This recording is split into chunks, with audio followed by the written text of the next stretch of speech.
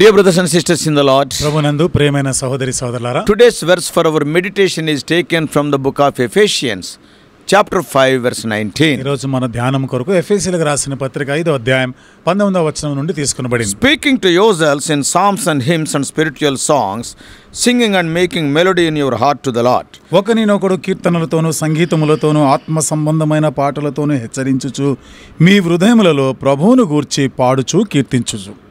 It is God's plan for Christians to be continually filled with the Holy Spirit and worship in the Spirit. క్రైస్తవులు ఎల్లప్పుడూ కూడా పరిశుద్ధాత్మతో నింపబడి ఆరాధన వైఖరితో ఉండాలనేది దేవుని యొక్క సంకల్పమైనది. And the way we maintain a continual infilling and walk in the Spirit is through speaking divinely inspired utterances to the Lord. అయితే మనం ఆత్మ పూర్ణులమై ఉండి ఎల్లప్పుడూ కూడా ఆయన అడుగుజాడలో నడవడం అనేది దేవుని యొక్క ఆ మాటను బట్టి అది జరిగినటువంటిదిగా చూస్తాం. Yeah, divinely inspired utterances. అది దైవికమైనటువంటి ఆ దైవావేశం వలన అది పలికినటువంటి మాటలను బట్టి So జరిగింది. these divinely inspired utterances can have several different means of expression. కాబట్టి దైవావేశం వలనటువంటి కలిగిన వీటికి ఈ వ్యక్తీకరణకు అనేక భావాలు చూస్తాం. One way is to magnify and worship God by singing spiritual songs. ఒక విధంగా దేవుని ఘనపరుస్తూ ఆయనని మనము హెచ్చించుట పాటలు పాడుట ద్వారా మనం చేయగలం. Paul wrote the same to Colossian believers also. పౌలు ఇవే మాటలు కొలసి విశ్వాసులకు రాస్తున్నాడు. Colossians 3:16. కొలసీలు రాసిన పత్రిక 3:16లో Do you know what we read? అక్కడ ఏముందో తెలుసా? Teaching and admonishing one another in psalms and hymns and spiritual songs, singing with grace in your hearts to the Lord. సంగీతములతోనూ కీర్తనలతోనూ ఆత్మ సంబంధమైన పద్యములతోనూ ఒకరినొకడు బోధించుచు బుద్ధి చెప్పుచు కృపాసహితంగా మీ హృదయములలో దేవుని గూర్చి గానము చేయుడి. Paul was speaking to every believer when he said, we are to speak to ourselves in psalms, hymns and spiritual songs. కీర్తనల చేత ఆత్మ సంబంధమైనటువంటి పాటల చేత పద్యముల చేత మనం బోధించాలంటే క్రైస్తవులు అందరినీ ఉద్దేశించి Paul is writing. పౌలు రాస్తా ఉన్నాడు. This is something we are to do in our personal communion with God. ఇది మనం దేవునితో వ్యక్తిగతంగా ఈ సంబంధము ఈ యొక్క సంభాషణలో మనం చేయవలసింది. What is a psalm? కీర్తన అనగా ఏమిటి? A spiritual poem. ఆత్మ సంబంధమైన పద్యం అది. It may or may not have any proper rhyme.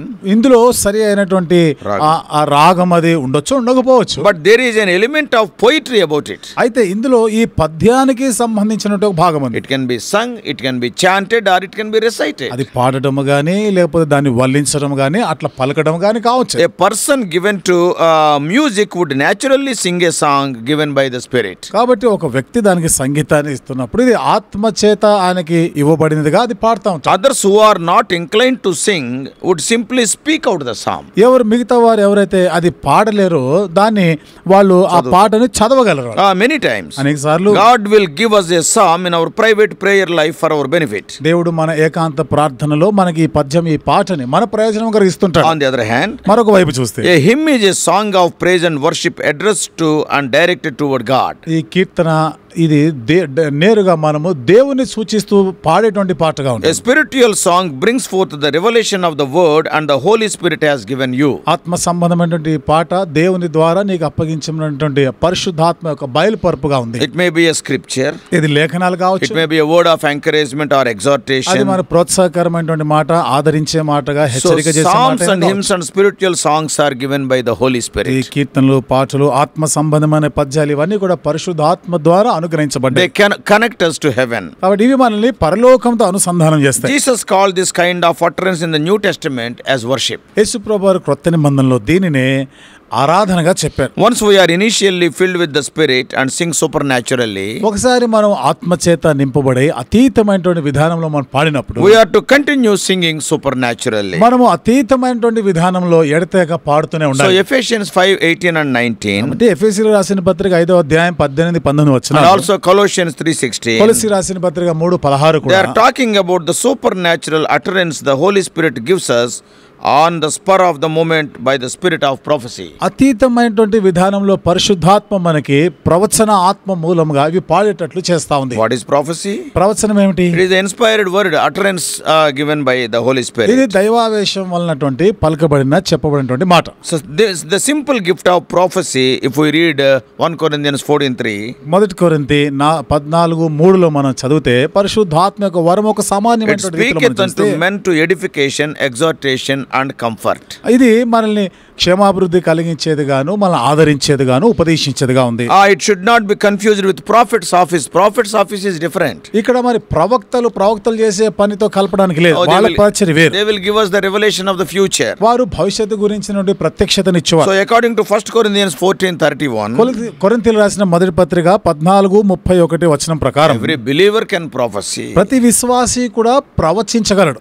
In other words, మరో మాటలో చెప్పాలంటే they should speak of himself, that is God, in psalms, hymns and spiritual songs in his private devotional life. వారు దేవుని గురించి వారి యొక్క ఏకాంత జీవితంలోను సమాజంలో ఉన్నప్పుడు కూడా ఆత్మ సంబంధమైనటువంటి పాటలు వాళ్ళు పాడుతుంటారు. Consider what Paul wrote to the church at Corinth. కొరింథీలో ఉన్న సంఘానికి పౌలు రాసిన ఆ మాట In గమనించండి. 1 Corinthians 14:26, కొరింథీయులకు రాసిన మొదటి పత్రిక 14:26లో when ye come together, every one of you hath a psalm.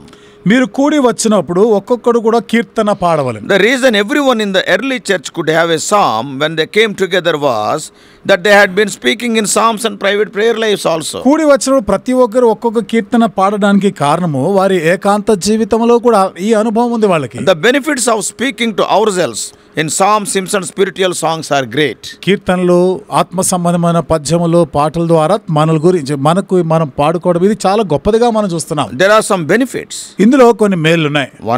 ఒకటి, it enables us to have true communion with God and worship him in spirit and in truth. దేవునితో ఒక నిజమైనటువంటి సహవాసాన్ని మనం చేస్తూ ఆత్మతోను సత్యంతో ఆరాధించేదిగా చేస్తుంది. It also a means of spiritual edification. ఆత్మ సంబంధమైనటువంటి మనది క్షేమాభివృద్ధి కలిగించేదిగా కూడా we stay encouraged and built up in the Lord. మనం ఆదరించబడిన వారమై దేవుని యందు కట్టబడి ఉంటాం. And finally it keeps us separated from the world. చివరిగా లోకము నుండి మనల్ని వేరు చేసేదిగా ఉంటుంది. It causes us to be conscious of his indwelling presence. ఆయన మనలో నివసించే ఆ సన్నిధి యొక్క ఆ ఎరుకలో ఉంచుతుంది. If we are conscious that he is living in us, ఆయన మనలో నివసిస్తున్నాడు ఈ స్పర్శను కలిగి ఉంటే, so it is bound to affect the way we live. మనం జీవించే విధానం పైన దాని ప్రభావం ఉండాలి. So it's God's plan that we be filled with the Holy Spirit and sing forth psalms, hymns and spiritual songs. పరిశుద్ధాత్మ చేత నింపబడి ఆత్మ సంబంధమైన కీర్తనలు పాటలు పద్యాలు పాడడం అది దేవుని యొక్క ప్రణాళిక. Paul wrote to Timothy in 2 Timothy 1:6, పౌలు తిమోతికి రాస్తూ 2వ పత్రిక 1:6లో అంటాడు, wherefore I put thee in remembrance that thou stir up the gift of God which is in thee by putting on of my hands.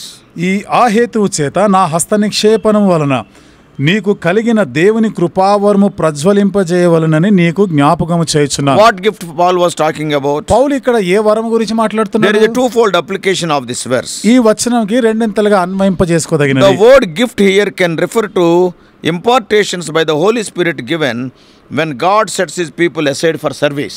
వరం అనేది దేవుడు తన ప్రజలను సేవ చేయడానికి ఆయన ప్రత్యేకించినప్పుడు వారికి ఆయన ఇచ్చినటువంటి కృపా వరం అది. Yeah, that is a special thing. ఇది ఒక ప్రత్యేకమైన సంగతి. That we read in Acts chapter 13 verse 2. అపోస్తలుల కార్యములు 13:2లో ఆ మాట చదవచ్చు. What is written there? Acts 13:2. అపోస్తలుల కార్యం 13:2లో ఏమని రాయబడింది? As they ministered to the Lord, the Holy Ghost said, separate me Barnabas and Saul for the work whereunto I have called them. 13:2. 13వ అధ్యాయము 3వ వచనం మనం చూస్తున్నాం.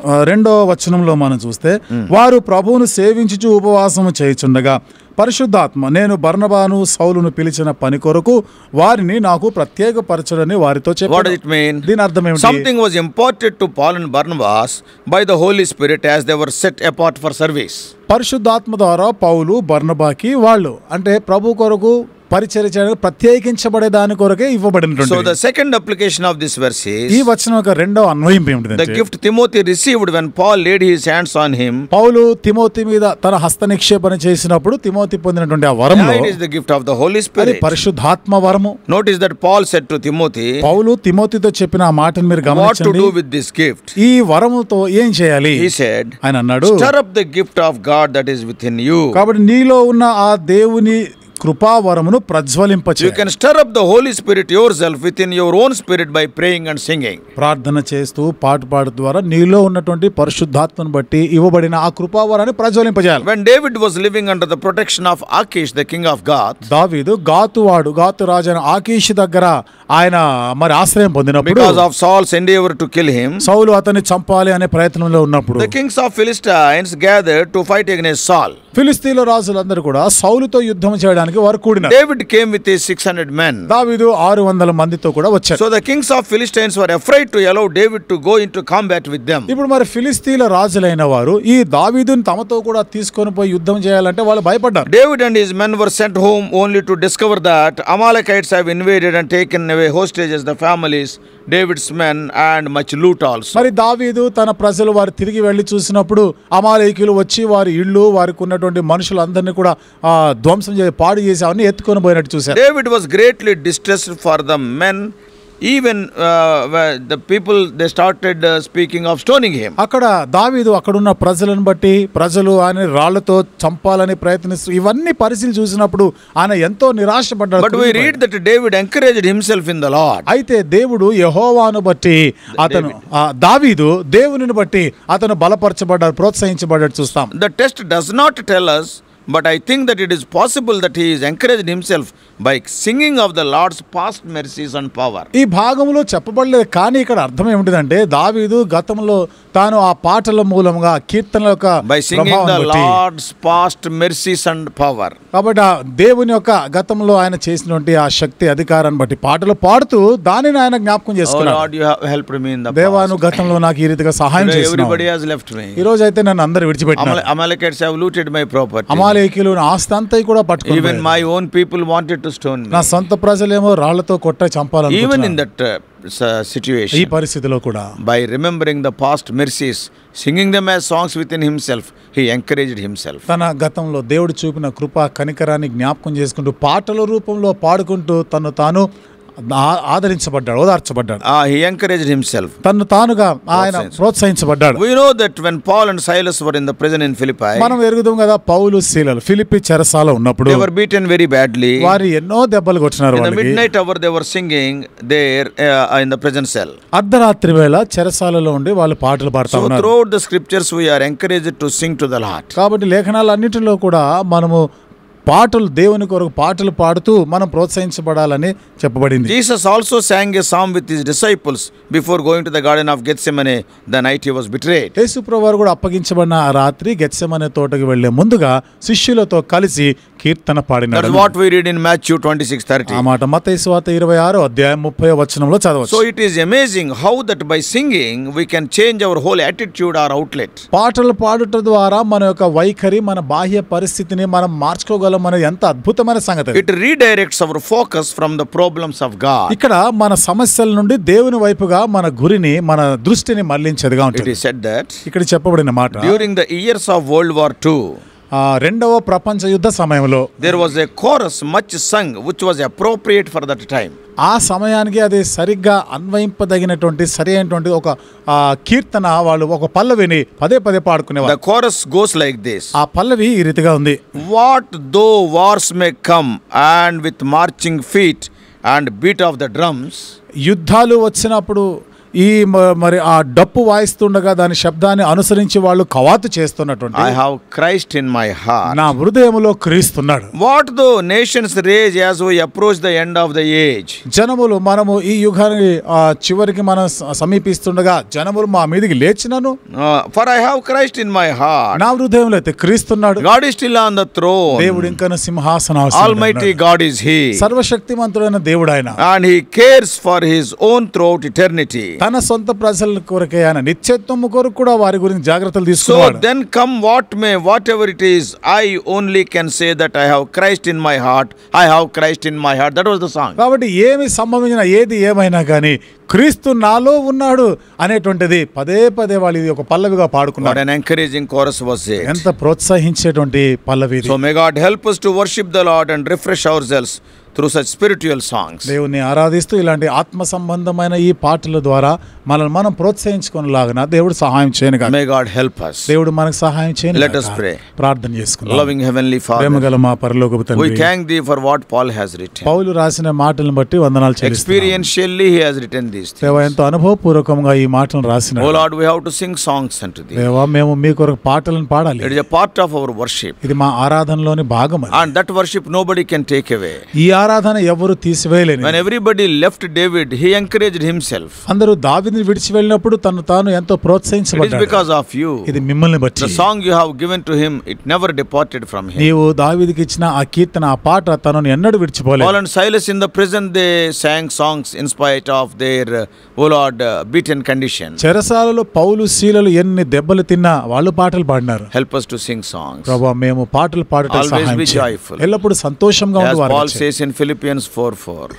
పౌలు ఫిలిప్పి 4:4 చెప్పిన Rejoice in ప్రకారం the Lord always, and again I say rejoice. ప్రభువునందు ఆనందించుడి, మరలా చెప్పుదును ఎల్లప్పుడూ That ప్రభువునందు rejoicing may ఆనందించుడి. be expressed from our lives, from our mouths, from our hearts, from our lips, O Lord, in the form of songs. ఈ ఆనందము మా జీవితాల్లో నుండి, మా హృదయము, మా పెదవుల ద్వారా పాటల రూపంలో అది వ్యక్తపరచబడునుగా. Throughout this day, ఈ దినమంతా కూడా we may be joyful because for what thou hast done in our lives. నీవు మా జీవితంలో చేసిన కార్యాలు బట్టి మేము ఎంతో సంతోషంగా ఉందాం గాక. In Jesus' precious name we pray. యేసు ప్రభువారి యొక్క అమూల్యమైన నామములో ప్రార్థించి వేడుకుంటున్నాము తండ్రి. Amen.